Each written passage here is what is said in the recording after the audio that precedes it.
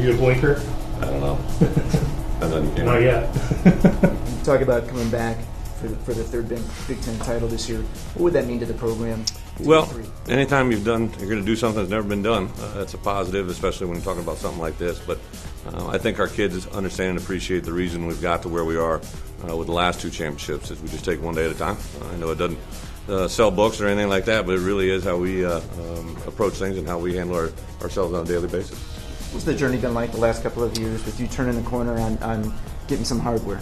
You know, I think the biggest thing is we've obviously had a lot of really good players that bought into what we're doing. I've had a good group of coaches. Obviously, we've had some transition, but guys that understand why we win at Wisconsin are kind of able to enforce that in the players and their mentality and their will. How soon, after the season, after the Rose Bowl, the sting of that, did you come back and really reset and get geared up again? And is there a hunger there from not having won that yet? Is that still drives you a little bit? I don't think that it's ever left you. Left me, at least.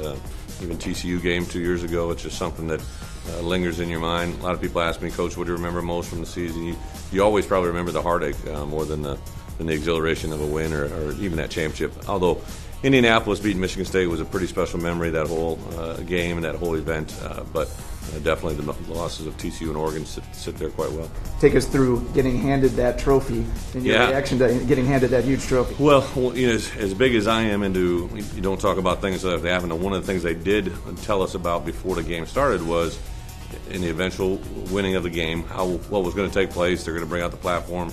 They're going to bring the captains up on stage and go through that whole thing. But one thing they failed to suggest or tip us off was how heavy that football was. Jim Delaney picked it up and seemed to be handling it pretty good, but he must be stronger than I thought, because when he handed it to me, I about dropped it. And then Aaron Henry was standing next to me, said, "Coach, is it heavy?" because he could see I was struggling with it. But when he stood up there for a while, it began to get real heavy. So it's a burden that you're willing to carry. I can slap that one. I'll just train a little bit more intensive this year during the fall to hopefully get there again.